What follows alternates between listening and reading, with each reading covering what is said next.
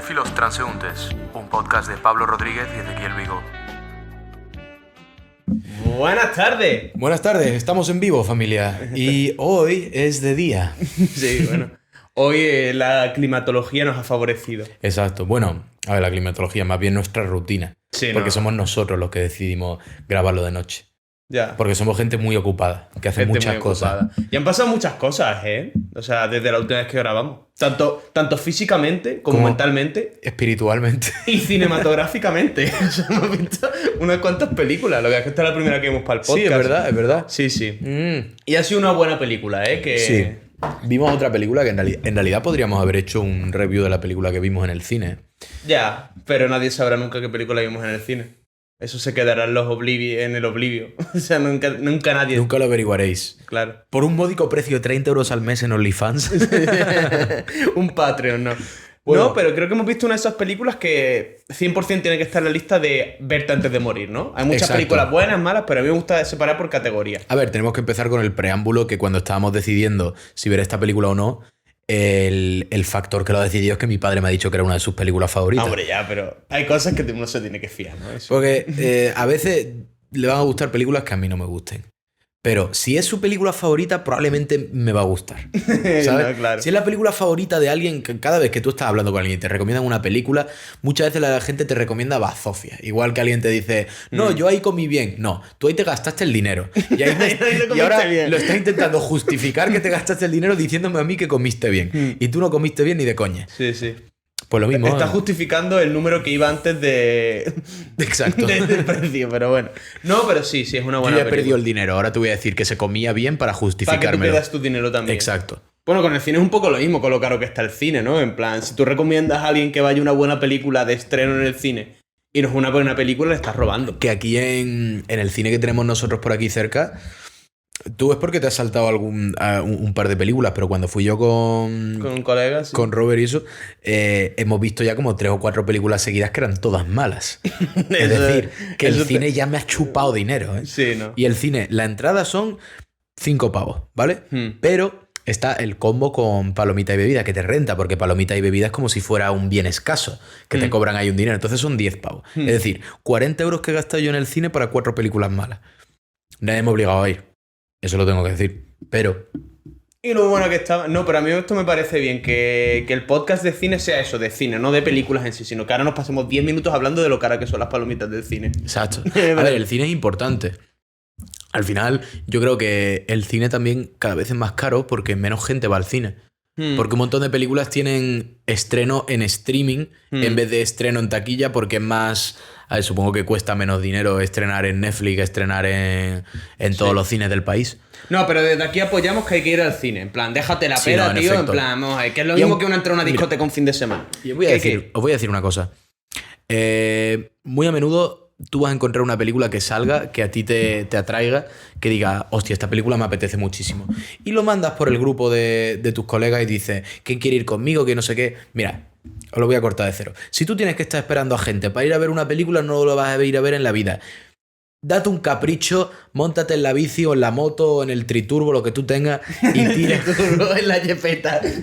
Y tírale solo a ver la película, coño, que ya tienes una edad. Todos somos adultos, no hay nada malo en ir a ver una película sola. No, Es pero más, es se goza más. Pero es que ese es un muy buen argumento porque hay mucha gente que lo aplica para todo, en plan, en su vida. En plan, si no está acompañada, no lo hacéis. En plan, no, a ver.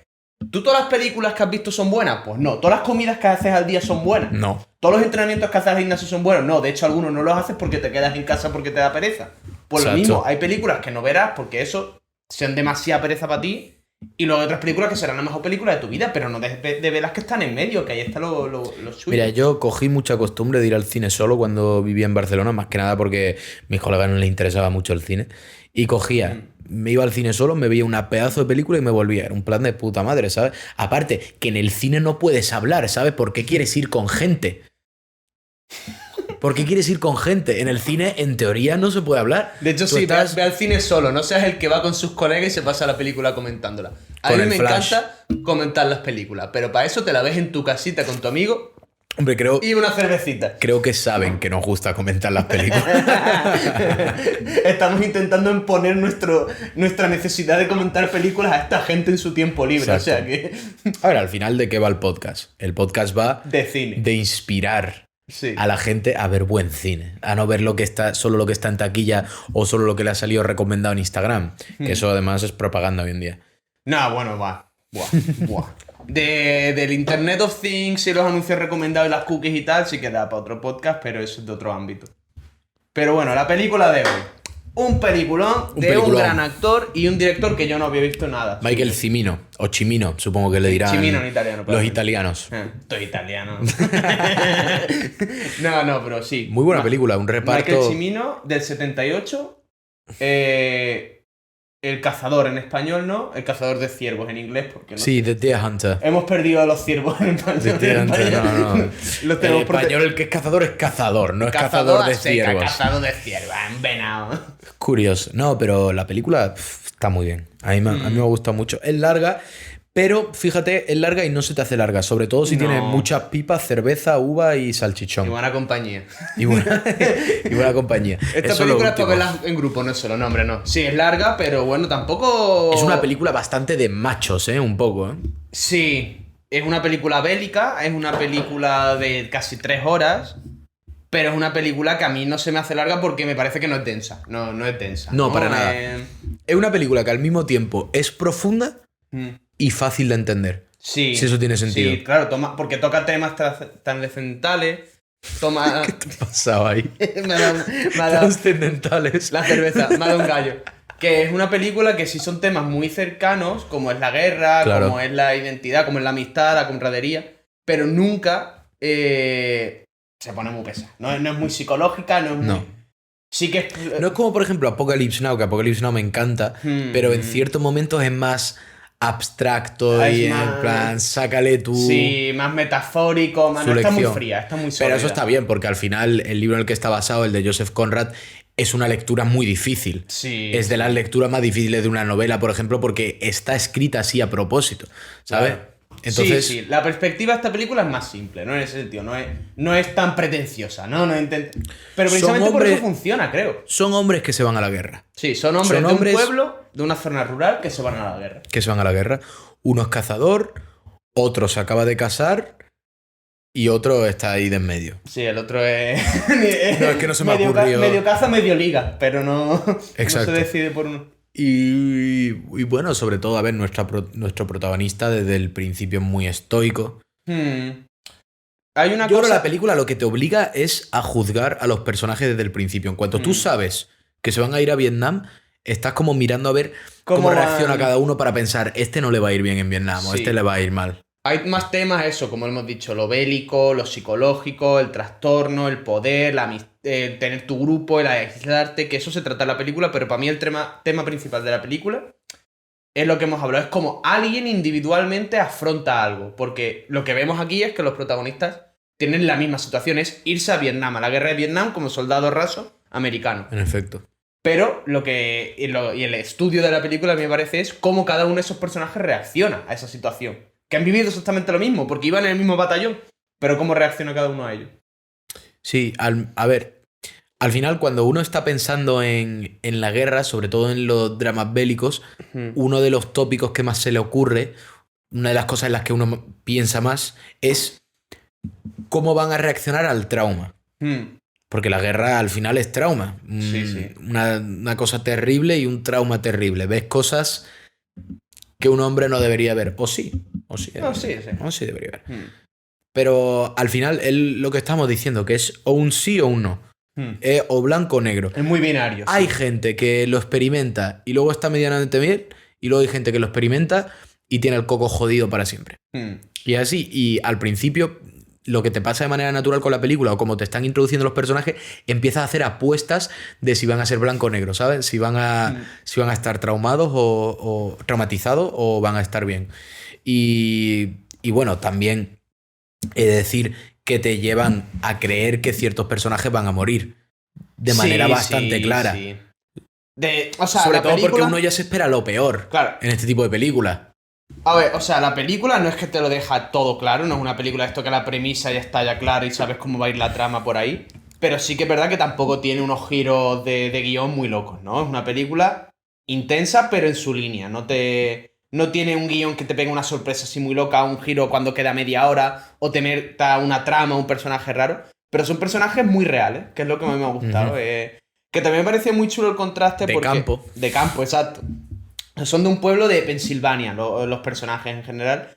Y me gusta mucho eso, el contraste de cómo Vietnam, lo extranjero, tan lejos, tan la guerra, tan eso y tal.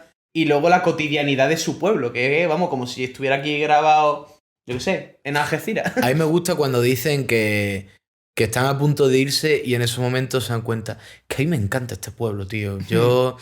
A ver, que al final uno cuando vive en un pueblo siempre es lo mismo. Dice, estoy harto del pueblo ya, verle a la cara a los mismos todos los días, siempre acabar en el mismo bar. Pero cuando están a punto de mandarlo ahí a otro país a luchar una guerra que no es suya y todo eso, ya dice, en realidad aquí se está bien. Claro, no es un poco como cuando un canario se pasa toda su vida en las Canarias de puta madre y tal. Se pasa el primer año en Madrid y Madrid le parece de puta madre que si la fiesta tal, y luego el segundo año está en febrero en Madrid y le ponen en Madrid la fiesta canaria en Madrid, a -10 grados, pasando frío, pagando 50 euros por esta... Y el tío pensando en su casa, en su carnaval, en su Tenerife. Pues un poco lo mismo, es que sí, que a todos nos llama el honor y el tener que salir y el conquistar y el superar adversidades y todo lo que tú quieras y Sobre tal. todo ver mundo. Ver mundo, Cambiar de exacto. ubicación. Cambia... Eso, Hacer turismo hacer turismo. sexual. No. Pero. Pero sí, pero que luego al final cuando te subes a lo alto de la montaña, lo único que haces es mirar para abajo y decir, pues me voy a la venta, ¿no? O sea, tú cuando te vas de Claro. ruta por el campo lo que te apetece es volver a casa. No, y uno siempre está hablando de sus grandes sueños, de salir del pueblo. Y al final, cuando sales del pueblo, lo que te pasa es. Quieres volver al pueblo. Los alquileres te parecen muy caros fuera del pueblo. En el pueblo lo conocías todo. Sabías que ibas a comer bien al sitio al que ibas. Sí, de hecho, lo único que me molestaba del pueblo es que todo el mundo me conociera, no que yo conociera a todo el mundo. Que eso es una cosa. Bueno, pero es que eso es una de las cosas Que que tienes una reputación que mantener. Eso es una de las cosas que pasa a mucha gente, eso, al irse a la ciudad, y en mayor escala todavía en esto es la guerra. El que te conviertes en anónimo, ¿no? Cuando estaban juntos, nuestros personajes pasan un trauma de la guerra y tal, pero luego, por ejemplo, en Saigón, en cualquier ciudad vietnamita, cuando volvían de su permiso de sus 2 ciudades de guerra y tal, era un libertinaje puro, o sea, era como, aquí no me conoce nadie. Ahí puedes hacer lo que tú quieras. Que no te conoce nadie, no te van a decir Claro. nada. Mira, Pablo, la que está liando. No, Ay, no. tú no eres Pablo ahí, tú eres Rodolfo. Pero eso es muy curioso, que eso también es una cosa que me gusta mucho de la película, como que tenían en cuadro algo, o en eso, justo en el cuadro de lo que tú estabas viendo, veías algo, pero a mí me pasa que mucho rato, entre los movimientos de la cámara o lo que estaba pasando, simplemente quería como mirar a justo lo que no estaban encuadrando. Y eso me parece un mundo interesante para construir, cuando tú me estás enseñando esto y me estás diciendo que esto es importante y yo estoy entretenido con esto, pero yo estoy pensando en... Oye, ¿qué ha pasado en la esquina que justo me has enseñado hace 5 segundos? ¿Qué está pasando con esa pelea que había ahí de fondo? ¿O ese ajetreo en los mercados Es de una manera Vietnam? interesante verlo, yo no me había fijado, pero tienes razón, sí. Porque yo leí... Porque hacían muchos enfoques, esto así, zoom, y tú sabes que es una habitación completa. Sí, yo esto a lo mejor es paranoia mía, pero me leí algo de algún director hace poco que decía, de alguna película en blanco y negro que vi y decía... Lo importante en las películas no es lo que enseñas o lo que iluminas, sino lo que dejas de iluminar. Pues eso, a raíz de eso, como que en esta película como que iba viéndola con esa mentalidad. Me encantaba lo que me enseñaban, pero eso, con los giros de cámara. Se veía la fábrica, la primera escena que es en una fábrica, todos los hombres trabajando en Pensilvania en una fábrica y tal. Y es como la secuencia de saliendo del trabajo, las duchas, los vestuarios, hablando, la jerga más normal, más corriente y tal. Muy cotidiano todo. Pero me parecía interesante eso, que a medida que se iba mirando la cámara, yo simplemente me quedaba mirando como lo que se quedaba fuera del frame. Decía, ¿qué está pasando en esa conversación entre esos dos? Al final ha pegado, al final no la ha pegado, al final están hablando, Claro. van a ir al bar. Y eso es lo más interesante del cine y creo que también de la literatura que pasa, que es una ventana a un mundo. No estás inmerso en ese mundo. Tú en el cine tienes esa ventana a ese mundo. Pero tú sabes por qué pienso yo que es tan importante y que funciona tan bien. Porque es una ventana en la que involucras a la audiencia de manera más directa. Claro. Es decir, si yo no te estoy contando algo, ¿tú qué estás haciendo? No, estás pensando. La ¿sabes? imaginación. Y cuando tú tomas las riendas de la historia hasta el punto de crear tus propias teorías y debatir dentro de ti mismo si está pasando esto, está pasando eso, es cuando tú eres parte de la historia. También nos ha pasado en algunas secuencias, ¿no? Como ya comentaremos luego sobre la trama un poco más, pero hay secuencias en Vietnam y en el pueblo. Y cuando intercalan eso, después de que se vayan a Vietnam, secuencias volviendo al pueblo, psicoanalizar a los personajes, ¿verdad? En plan, que no hemos puesto. Este personaje, sus intenciones son estos, porque no son. Son muy reales, son muy sórdidos, pero al final tienen sus inquietudes cada uno. No sabemos cuáles son sus motivos en la historia. Igual que hace unas semanas comentábamos en alguna película que todos los personajes sabemos cuál era claro su motivo y lo que iban a hacer. Esto no, esto se ven sus intenciones más o menos, pero no es para nada algo claro. Es una vida, casi un slice of life parece cuando vuelven al pueblo. Es como cada uno con su vida y a ver cómo la llevan. Sobre todo los intereses románticos, las relaciones personales, los que han ido a la guerra y vuelven. Cómo lo digiere cada uno es individual. Y me parece que el estudio de esta película es psicológico sobre todo, no tanto de lo que han sobrevivido la guerra, sino de las relaciones que estableces una vez, lo que tú has dicho que me parece muy interesante. Cuando vuelves de una situación tan traumática. Si tú pasas algo tan traumático no puedes empatizar tan bien con otras personas. Si tú has perdido una pierna, por mucho que te digan, joder, tío, ¿cómo está y tal? No puedes explicarle a esa persona lo que es perder una pierna. Pues si has ido a la guerra y tienes estrés postraumático, o no lo tienes, porque están las dos posibilidades, que es lo que decíamos. Es un mundo y tú no hay, ya aquí no nos podemos regir por quién actúa bien o quién actúa mal. Es algo individual, cada uno cómo afronta eso. Y funciona de la misma forma que cuando los secretos rompen una relación entre dos personas. ¿Por qué? Porque cuando yo sé algo que tú no sabes, mi realidad es distinta a la tuya. Porque la realidad de una persona es consecuencia de lo que uno piense y lo que uno sepa. Igual que tú, por ejemplo, ves un árbol, tienes una opinión de él, pero el que sabe algo... Sauce. Exacto. Puto sauce de mierda. Que le den... Yo siempre he sido más de pino. Pero el que sepa algo de ese árbol en concreto, como en este árbol colgaron a Abraham Lincoln... No. Sí, en este árbol yo qué sé, había...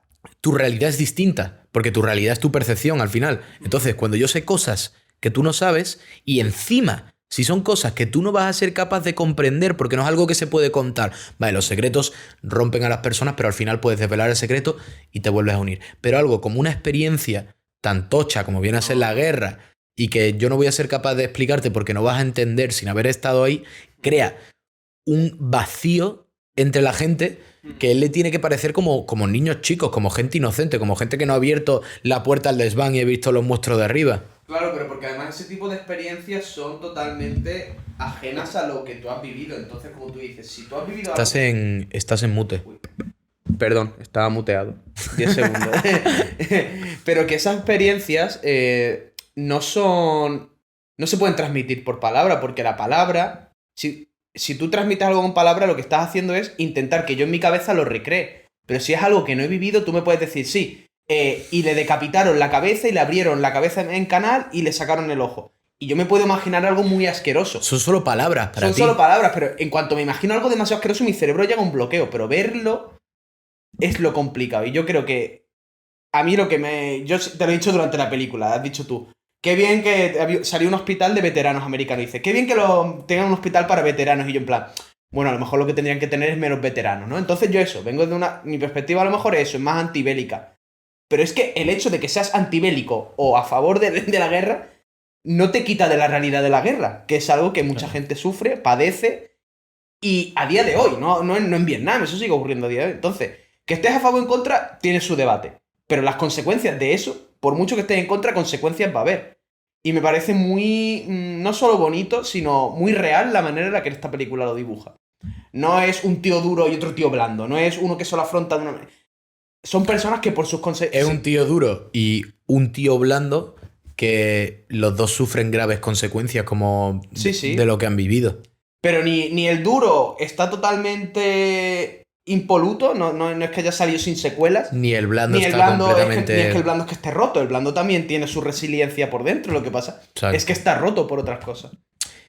Y sobre todo que la distancia que siente el duro cuando vuelve, que no se siente en casa. No, eso tiene que ser horrible. No se siente en casa, El protagonista de eso cuenta lo que estabas diciendo. Vuelve de la guerra Y no se siente en casa, No ¿no? se siente en casa, se nota como si fuera un extranjero, porque hay una distancia entre él y las personas que ha conocido siempre, porque él ha visto cosas que ellos nunca van a ver.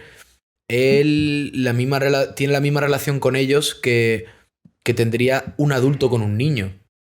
Que puedes tener cierto nivel de empatía y puedes tener cierto nivel de amistad, pero tú sabes cosas oscuras y peligrosas Porque que ellos siempre no hablas de la saben. oscuridad, tío. Siempre tienes que... Porque es una parte muy importante de Hay una que- cara de hay la que- moneda Hay que hundirse en ella, ¿no? Hay que mirar al abismo para poder... para ser hombre, como dijo Jordan Peterson. Así. No, pero esta película yo creo que si te da una lección, si nos vamos a poner un poco filosóficos y te tuviera que dar una lección de la película, ¿Mm?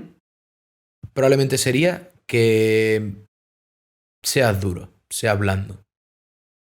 La guerra es Sea mala. medio duro, medio blando. Al final las experiencias cambian a la gente. Y lo peor de ese cambio ¿Mm? es la tristeza de que ese cambio sea involuntario. De que tú te veas convertido en otra persona y que de pronto te des cuenta que se ha ido tu inocencia, se ha ido la simplicidad con la que veías la vida y se ha ido la levedad con la que la vivías. Porque además la Y sobre todo, eso es lo que he dicho, perdona, Termina. que es involuntario, que te lo quitan. Es que además la pérdida de lo que tú estás diciendo, justo construyendo en esa idea. La pérdida de inocencia es un tema muy común en cualquier medio artístico. O sea, no tiene ni que ser cine. Porque es una transformación. Porque es una transformación muy vital en la vida de cualquier persona. Pero eso sí me parece muy interesante lo que te has dicho, lo de la pérdida de inocencia de la que tú no eres consciente o no apruebas de ella. Es decir, la negación, ¿no? Negar que has perdido tu inocencia a ti mismo. Y es muy peligroso y es un tema que aquí, justo en ese película, sí se explora muy bien porque vemos eso. Gente de una circunstancia social o un contexto bastante parecido y que afronta diferente, no necesariamente porque sean diferentes, sino por su percepción de ese momento en realidad. El protagonista es eso, es el estoico. En todo momento es frío, sórdido y ve la situación y dice, oye, estamos aquí y hay que hacer Sabe esto lo que porque tiene si que no- hacer, tiene porque sus es lo que hay que hacer. prioridades claras. Y otras personas que luego lo que le pasa en ese momento no tiene la frialdad de ser tan tajante y luego se pasa el resto de su vida arrepintiendo, ¿no? Como puede ser ese estrés postraumático de toda la vida. Te quedaste bloqueado en un momento y ya es todo el resto de tu vida incapaz de afrontar la realidad que viene a consecuencia de ello. Y la guerra me imagino que eso lo lleva a unos extremos inimaginables, porque todo es muy... Yo soy una persona que intento ser fría con acciones y tal, pero bueno, yo al final si la acción tensa que tengo en mi vida es una manera de no entenderme con alguien, una disputa, pero al final casi siempre verbal. Nunca va a ser en plan estoy en la otra punta del mundo y a lo mejor... Ninguno de los dos nos hemos jugado la vida en ningún No, momento. No, yo... A lo mejor hemos hecho alguna tontería que podríamos haber muerto. Pero el acto de jugarte la vida No. nunca nos ha ocurrido. ¿Qué es lo más De ver pe- tu vida en el balance. Nunca lo hemos vivido. Y eso tiene que ser una locura. Lo más peligroso que he hecho en mi vida es abrir un tupper después de bajarme de la universidad a ver a mis padres en Navidad. Veía un tupper ahí y llegaba... No, a ver, hemos hecho cosas peligrosas. Pero cosas peligrosas en las que teníamos la esperanza, o por lo menos el conocimiento casi certero de que íbamos a salir de ellas. Bueno, y otra cosa también. Hemos hecho a lo mejor cosas, que eso es una cosa así que a lo mejor una persona de a pie se ha hecho. Has hecho cosas peligrosas que solo te incumben a ti. Y que están en tu control. O sea, has hecho el gilipollas haciendo algo con tus amigos un día y tal. Pero El nunca has estado kamikaze. en una guerra en la que tú no tienes control de si te meten un tiro en la cabeza y tu madre se pasa 20 años triste porque te has metido un tiro en la cabeza. Exacto. Esa sensación de sentirte tan En inútil... penurias de tu propio control. Ujú. Hemos estado. Claro, como mucho una persona de a pie está frente a una de las cosas. O una pérdida de control o una pérdida de inocencia. Nunca las dos a la vez. No. Las dos a la vez es difícil ya volver.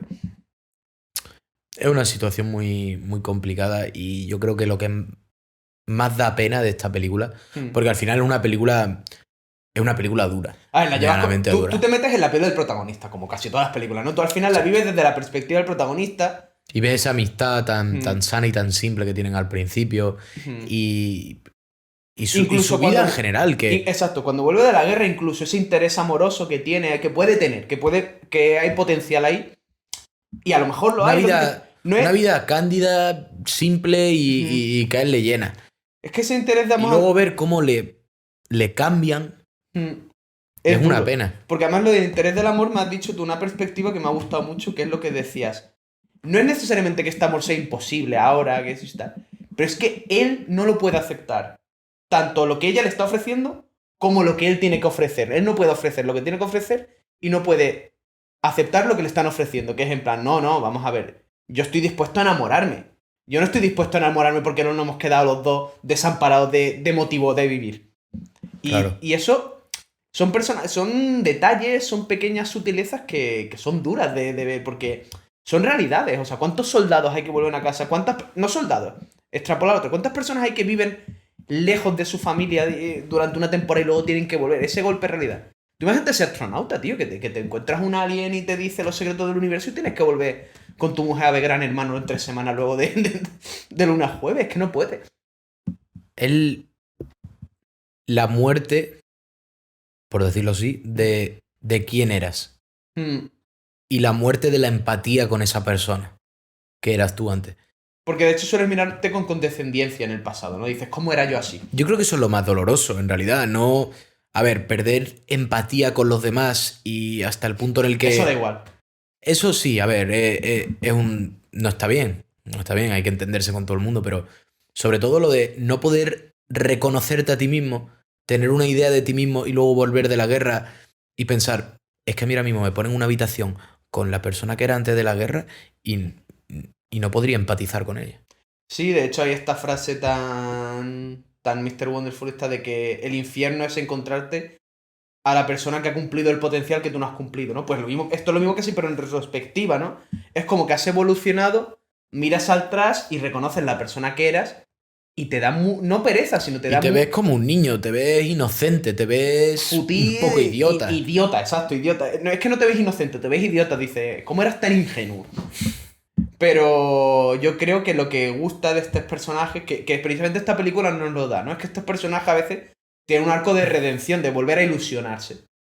Y este personaje parece que no consigue volver a ilusionarse. Pero al final me parece una película bastante realista en ese sentido, claro, o sea, porque es que esa es la dicotomía en ese tipo de problemas. la mayoría no se vuelven a reintegrar de manera Y no es completa. algo natural. Por eso estoy de acuerdo con lo que tú has dicho antes, sí, hay que tener mucho respeto y todo eso hacia los veteranos, pero sobre todo hay que empezar a mirar cómo podemos tener menos veteranos de guerra y cómo podemos traumatizar menos al pueblo. Sí, que suficiente trauma es nacer ya, ¿sabes? Yo todavía estoy recuperándome de eso, ¿sabes? Imagínate como si ahora me meten a mí en la guerra. Es que además tenía nuestra dama, lo que a mí me menos. gusta de esta película, yo creo que las películas en todo momento lo que están intentando hacer con su audiencia es transmitir algo que choque, algo que te atraiga, algo que te haga meterte en la película y prestar atención. Y hay varias formas de hacerlo. Está tener un reparto muy bueno con una actuación espeluznante, está tener una banda sonora tremenda, está tener una dirección de fotografía que es muy bella, que tú estás viendo la película y dices, esto precioso, y está la historia en sí y también está la evolución de los personajes. La catarsis, el presentarte, que eso es lo que yo creo que emplea más esta película, el presentarte a ciertos personajes, definírtelos bien, que por eso es un poco lenta al principio de la película, definírtelos bien para que tú los conozcas como si fueran colegas tuyos del pueblo. Claro. Y luego presentarles situaciones para que tú estés metido simplemente para ver cómo cambian, para ver que esta persona luego se convierte en esta y se convierte en esta. Y eso esta película lo hace muy bien.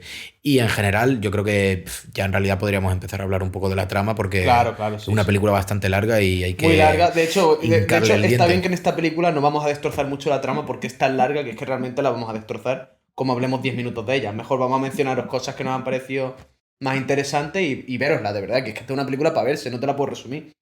No, sinceramente, esta película es larga, pero que no os intimide que es larga porque es una película que es muy fácil de ver y que es buena.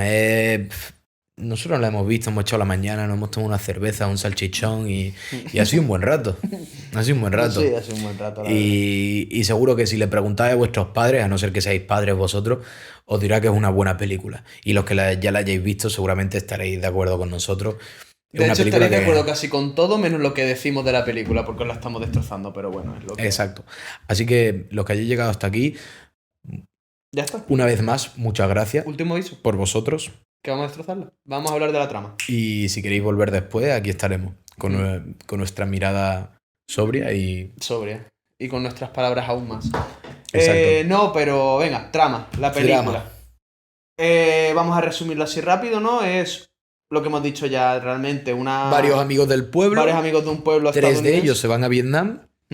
Toda la celebración de que uno de ellos se casa, que es lo primero. Antes de irse a La Vietnam. primera trama, el primer arco de la película es esto, como en el pueblo y la boda. Y justo después de la boda se van a casar todos los colegas juntos.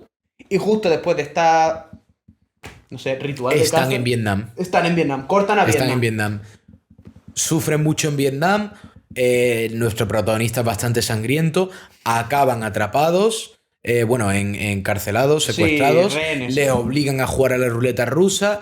Se consiguen escapar, muy traumatizados. Uno se rompe la pierna, intenta rescatarlo un helicóptero y se caen. Claro, nuestro protagonista y el casado, al huir de este campo de prisioneros, se montan en un helicóptero los tres, pero solo Nick, ¿sí? Solo Nick, Solo Nick. el que hace Christopher Walken, Christopher Walken es el consigue único que se escaparse. escapa. Los otros... Él piensa que ellos han muerto, vive su vida de manera completamente traumatizada, se lleva al juego, lo que viene a ser, Sí, la ludopatía. se queda en Saigón, o sea, se queda en Saigón Se en queda en esa... el juego de la ruleta rusa, jugando al Saigon. Y nuestro protagonista, un tiempo más tarde, averiguamos que vuelve a casa. Vuelve. Que vuelve a casa. Y... Pero todo esto, que eso es lo que nos gustaba también bastante. Primero lo que hacen, nos meten como unas cuantas secuencias de Christopher Walken en Saigón, entre el vicio, la noche, perdido, su eso y tal, sin saber aún nosotros nada de los otros dos para personajes. entender su camino. Claro, nos enseñan su camino y no sabemos nada de los otros dos personajes, de tanto nuestro protagonista como el otro que se ha casado, que era Steve. Y cuando luego cuando acaba esta secuencia de Christopher Walken ahí en Saigón, locura, desmadre y lo que toque, Averiguamos que está ahí también nuestro protagonista y está vivo y no consiguen encontrarse. Van cada uno por su lado y nuestro protagonista Michael vuelve a casa. Vuelve a casa, no quiere ver a la gente que está en casa, se va a un motel, vuelve más tarde, está viviendo en casa la que era la novia de Nick, con el que la ha tenido bastante roce. sí, han habido cosillas. Empiezan a juntarse de manera un poco dudosa, de que por ambos lados... Por necesidad, ¿no? Casi por por ambos necesidad. lados, por ambos lados se duda bastante. Ya vamos a entrar ahora luego más en la relación entre estos dos. Va a visitar al casado, que resulta que estaba en un hospital y que ha perdido ambas piernas y un brazo. En ningún momento nos explican cómo ha pasado eso, pero bueno, No, cosas de la guerra. cosas de la guerra. Y luego se entera de que, al visitar al lisiado, de que este hombre, el Nick, sigue en Saigón, sigue jugando a la ruleta rusa todos los días y sigue mandando dinero. Claro. Que no sé ¿Cómo cómo sigue sabemos vivo. esto? Que esto sí me parece muy interesante porque sí es un tema principal de la película. Como se salvan de de los soldados vietnamitas ellos, es que les empiezan a hacer jugar a todos los prisioneros a la ruleta rusa. Y tanto nuestro protagonista como Nick idean el plan porque Steve, que es el casado, está en una jaula en el lago tirado. Está básicamente con el agua al cuello. Sí. Y dicen, oye, nuestro colega Nick está perdido, tenemos que idear algo. Ahora nos van a hacer jugar a la ruleta rusa con más balas. Nos metemos un tirito cada uno, nos salvamos y tal. Y luego a la tercera, yo le disparo y hacemos eso. Robamos Claro, y armas. luego al final lo que pasa es que siguen jugando a la ruleta rusa, él va a recogerlo, muere el otro. Claro, y nuestro ya ahí amigo Nick, acaba. después de salvar a sus colegas jugando a la ruleta rusa, pues yo me imagino que se rompe mentalmente y ya se queda en Saigón, ad Astra, jugando a la ruleta rusa, porque me parece una manera muy viable de... ¿Tú sabes qué es lo que creo que ha pasado hoy? Que igual que uno tiene ciertos momentos en su vida que le dan más miedo, menos miedo, los mayores recuerdos que tiene uno es en los que ha sentido emociones más fuertes. Claro, claro. Cuando tú juegas a la ruleta rusa con 3 balas, es decir, un 50-50, ¿Con tu colega? eso es lo que más vas a recordar de tu vida, es la mayor locura. Y si encima luego has perdido a tus amigos, tú no sabes dónde están ellos, piensas que han muerto, y vuelves, has visto toda la carnicería que es la guerra, no sientes absolutamente nada y lo único que recuerdas es esa situación en la que sentiste muchísimo. Entonces tienes un momento en el que Pero te es da que igual aquí- y que no sientes nada y vuelves a la ruleta pensando que con eso vas a sentir algo. Pero es que aquí hay una cosa que creo que los dos estamos, no en desacuerdo, porque simplemente lo hemos percibido diferente, que yo a mí una cosa que no me ha quedado tan clara. hemos dicho que eso, juegan aquí a la ruleta y luego lo que pasa es que Nick se queda allí en Saigón. El único momento en el que se vuelven a ver nuestro protagonista y es en una timba, como lo que sería una timba de póker ilegal, pero de ruleta rusa, en Saigón, justo después de esta misión. Y él, nuestro protagonista, ve que Nicky está jugando allí a la ruleta rusa por dinero. Y tú dices que que Nick no le ve de vuelta. No le ve. Entonces no le él ve. sale y se va y simplemente se pierde por allí por Saigón. Pero yo Porque no ves cómo está luchando por llegar a Nick luego. Claro. El otro Sí. lo están como reteniendo porque hay mucha gente y el Nick Pero- le pega a uno, se monta en el coche y se va. No le ve, tío. Pero yo creo que sí le ve y te voy a decir por qué. Porque justo eso, parece como que se hace como que no le ve. Mi interpretación es que se hace como que no le ve y lo hace muy bien, porque es lo que nos hace tal. Pero si te das cuenta, cuando se monta justo en el coche, hace así como que tira el dinero para atrás para montar como una distracción. ¿Qué es lo que te dices? Me parece tanto apropiado como que no sea una distracción, sino que simplemente lo que tú dices, Esté tirando el dinero está por fuera de su tirarlo. cabeza, está totalmente Porque le da igual el dinero, por él no lo está frustración haciendo con por el dinero. mafioso, frustración con el mafioso, coge el dinero del mafioso y lo tira. Pero es que curiosamente, bueno, también aquí está el cine, ¿no? Yo creo que está hecho a propósito. También tira el dinero y genera una distracción. Sea casualidad o no. Yo creo que eso está interpretación del oyente, pero a mí me parece... Es como en Assassin's Creed. En Assassin's Creed podías hacer eso. cre- Una de las armas era tirar, en plan. bombas de humo. No, era tirar monedas y venía todo el mundo a recoger monedas y te fundías con la multitud. Ah, pues... Pues lo que te digo, yo no sé, no tengo tan claro como nuestro colega, el Michael Cimini. Curioso. Yo sigo pensando que no lo vio. Porque ahí lo estaba perdiendo, Mm. pero un par de escenas antes, que no había pasado tanto tiempo, había creído reconocerle y dice, "Ah, Michael", y dice, no, me he equivocado. Es decir, que lo ¿Verdad? habría reconocido y probablemente le habría dado alegría verlo. Pues Él mira. está tan perdido. Para mí solo tiene sentido que esté tan perdido y que se eche a la ruleta rusa y que eso sea lo único que hace cuando él piensa que ha perdido a sus amigos y que no le queda nada. Sí, pues, o sea, Que ha perdido su cabeza, porque yo creo que el mayor shock no es lo de la ruleta rusa, es hacer la ruleta rusa, llegar a ese punto y que luego encima sus amigos no se salven. Yo creo que también otra cosa que lo desequilibra mucho es el hecho de que cuando están planeando qué hacer, como, en plan, cómo montar el motín para escaparse, el protagonista dice, del tercero olvídate. El tercero está en la jaula ahí, ya está loco, no tenemos nada que hacer, ese está muerto. Y yo creo que esa deshumanidad, al final nuestro protagonista es más estoico, pero también es más frío, o sea, es más práctico. Es más práctico, por decirlo así. Y el otro no, tiene más reparos. Y yo creo que la falta de reparos en su mejor amigo, en decir, no, nuestro otro colega está muerto y tal, es lo que a él le deshumaniza del todo. Ya como que ya hace ese punto de no retorno, de decir, oye, pues ya he llegado a lo más bajo de la humanidad. Cuando empieza a escuchar a su amigo hablar de abandonar a otro a su muerte, ahí es cuando dice, Aquí ya da igual todo. joder, es que estamos en una situación muy, Estamos jodidos, es ¿eh? una situación muy jodida Está complicado. para que tengamos que pensar en eso.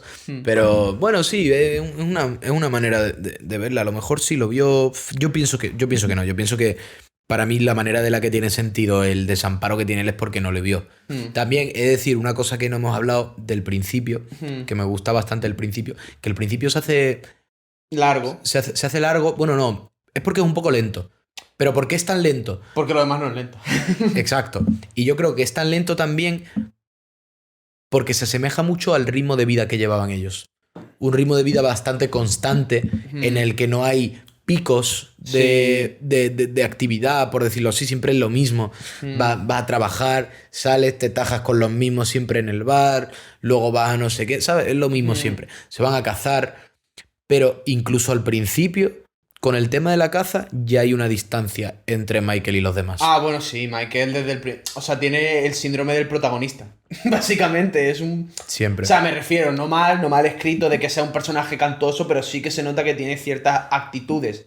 Y sobre todo, aptitudes, que los demás no. Es frío, es planeador, es independiente, que es una cosa que hace... Lo que tú dices en la caza, ¿no? Cuando no le quiere dejar las botas a los otros colegas.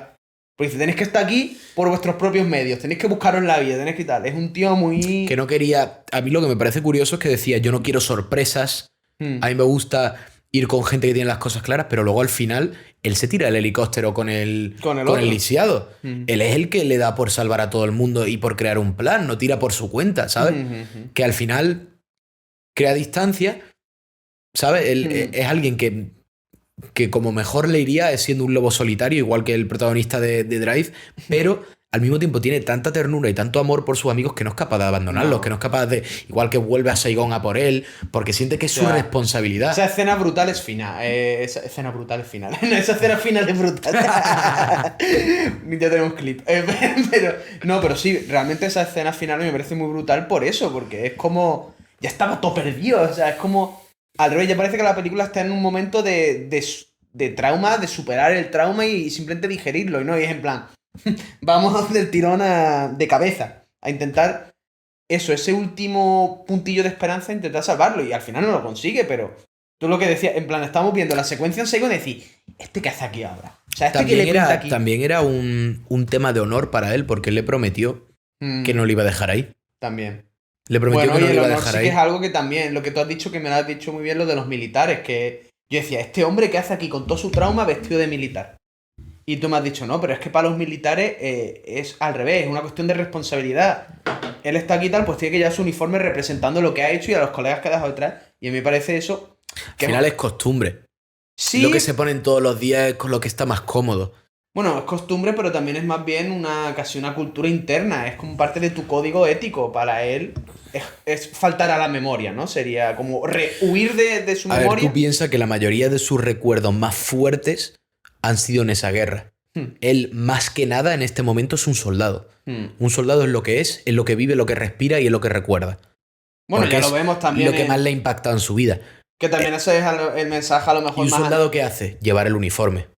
Justo. Y además, y no piensa, un soldado no piensa. Una manera de sentirse en su cuerpo, igual que uno le gusta cierto estilo, le gusta esto, él se siente soldado, él eso es lo que siente. Se siente cómodo en el uniforme porque refleja lo que es. No, y dentro del modus operandi de un soldado es que tienes que hacer eso, porque tú imagínate esa escena en la que está en un poblado ahí rural de Vietnam y lo que hace, no solo han echado napalm para quemar a los aldeanos, sino que él llega y les va metiendo tiros. O sea... Eso es la deshumanización más grande también, o sea, ¿qué es lo que hace la guerra? ¿Qué es lo que creo que también dejan muy claro? Que no están para nada limpiando la figura del soldado americano, no, están enseñando que con todo lo cruel que era la guerra americana, con todas las crueldades que hacían los americanos, cómo sufrían aún así, porque era algo que realmente no había beneficio. El americano era el imperio que llegaba ahí a imponer lo que tú quieras y tal, o el soviético según como lo quieras evaluar. Pero realmente hasta el soldado rasoamericano sufre. Los únicos que no sufren son los que toman las decisiones mirando una mesa del Risk desde su casa en Washington. ¿Sabes? Del Risk. Ya ves. No, sí, es que el Risk nos gusta todo y al Call of Duty también, pero que te metan un tiro en el muslo no y tu colega se desangra al lado no le gusta a mucha gente. Tan divertido. Pero cuando lo vemos ahí a él solo operando en Vietnam, se le ve bastante cómodo dentro de lo que cabe, ¿sabes? Lo está haciendo todo con muchísima frialdad. Es un cazador. Está haciendo lo que tiene que hacer. Tiene esa mentalidad de cazador, de pasa la presa, lo tengo que matar. Un tiro, una muerte. Que luego cuando vuelve y le dispara al ciervo y falla, no vuelve a tirar. Porque tiene su regla. Ha perdido su oportunidad. Tiene su regla de un tiro, mientras que todos los demás... Hay varios momentos en las películas en el que se muestra la distancia entre él y los demás. Y ese es otro momento, que los demás fallan y siguen tirando al ciervo a ver si le dan. Como díscolos, sí, siguen siguiendo al ciervo, como casi un espectáculo. No, pero eso sí que me gusta, es verdad, que eso hacen, y creo que es una de las últimas, al menos la última que yo voy a dejar para este podcast de la película, que ese personaje, a pesar de todo el caos y el infierno al que has descendido, no pierde su ética. Será más correcta o menos correcta, pero sus valores son sus valores. Yo disparo un tiro porque es un deporte justo. Yo tengo una oportunidad para matar al ciervo. No lo he matado. Un hombre no está solo mientras tenga sus principios. Hostia, qué bonito te ha quedado. Acábalo ya. Lo acabamos así. ¿Lo acabamos así? No, te voy a decir por qué no. Porque quiero hablar de una cosa más que para mí es bastante importante. Y es la relación entre ella y él. Hazlo bien. Que te había quedado muy bien el final. Ahora tienes que acabarlo bien. Vale. Joder, mucha presión. No, perdón, es broma. La relación entre él y ella. Ah, sí, es verdad. En todo momento yo pienso que él está enamorado de ella. Sí, estoy de acuerdo. Él se siente mal por su enamoramiento, porque está mal. Es la chica de su amigo, completamente. Y ella... Y es más, solo recae en él en eso cuando está borracho. Ahora, cuando no está su amigo, de pronto es como si se hubiera abierto un mundo para él. Pero, ¿qué pasa? Que él sigue teniendo lo que viene a ser la culpabilidad de que se siente como que está reemplazando a su amigo. Y ella le Que se acepta. siente como que está haciendo lo que está haciendo, que es reemplazar a su amigo. Completamente. Y ella la acepta. Ella quiere estar con él y todo eso. ¿Pero por qué? Porque ella, más que nada, siente necesidad de estar con alguien, de consolarse con alguien, de tener a alguien al lado. No Alguien es que comprenda, alguien que comprenda. Y él no la es que comprende. esté enamorada de él. Y por eso él duda tanto al unirse a ella, porque él la quiere a ella si ella Por le quiere a ella. él, no si ella quiere consolarse con él. Claro, es que de hecho eso es lo que tú has dicho que me parece muy interesante. Como que voy a él estar contigo porque eres un caballero y no me queda otro. A y... ella le encanta. O sea, Meryl Streep es la actriz. Ella le encanta. Está enamoradísimo. Pero el hecho de por qué ella está enamorada de él es como que rompe todo. Es en plan, no, tú no puedes estar enamorada de mí por eso. El hecho de que me quieras así y por eso hace que ya yo no te quiera. Creo que es lo que pasa, porque no es solo la culpabilidad, es el hecho de sentirse de que no es su sitio. O sea, es que aquí no pinto ya, ¿no? Exacto. No es su mujer. No. Al final del día, él le encantaría que fuera su mujer, tiene esa fantasía, incluso probablemente, igual que todo el mundo que le ha gustado una chica, se ha imaginado que todas las circunstancias vayan a su favor y que queden él y ella y que se tengan que juntar él y ella. Y de hecho me parece más bonito incluso porque a lo largo de otros momentos y subtramas y secuencias nos demuestran que él no es para nada un hombre poseedor, que sea controlador de su mujer o que tenga una... Es un No, al revés, es caballero. un tío independiente. O sea, Es un caballero. es un purista. Él, si no está por ella, no es porque no tenga el control al 100%, sino porque él no quiere su amor, si no es 100% puro. Estoy de acuerdo. Y al final él vuelve a Saigon, ¿por qué? Porque le queda una última responsabilidad. Y bueno, es doble The responsabilidad. Call of Duty. Doble responsabilidad. La de no dejar a su amigo ahí, que le suplicó que no dejara. Y la de rescatar al hombre cuya locura él ha iniciado. Es decir, le queda un último juego de la ruleta rusa que jugar. Además, Porque en la última ganó él. hay una frase que también, que ya... En la última ganó el amigo, si lo ves. Sí. Ganó el amigo porque luego él se pone a pegar tiros, habría perdido. Y en la siguiente pierde el amigo. Además, Ya se justo- siente culpable. Eso, para empezar, eso, que él le salvó. Y segundo, que esa frase me encantó, que fue antes de irse a Vietnam, cuando le decían, yo contigo, Nicky, eres el único con el que voy a cazar. Porque eres el único que tienes 2 dedos de frente, eres el único que sabe ser independiente. Era sabe- su igual. Sí, era al único de sus amigos que realmente Que veía creía ojo sus a ojo. valores. Exacto, veía ojo a ojo. Y por eso tiene que rescatarle. Y mejor cazar solo que cazar con un panole. Y las películas, mejor comentarlas con amigos. Exacto.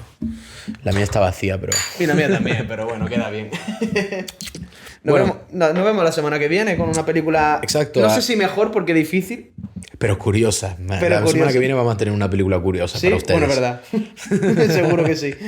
Bueno, pues muchas gracias por vernos. Una vez más tenéis mi corazón, mi amor y mi gratitud para siempre a todos los que venís a vernos, sobre todo los que llegáis hasta el final. Y nos veremos la semana que viene Sí, exacto. con otra gran película. Cuidarse, gente. Cuídense.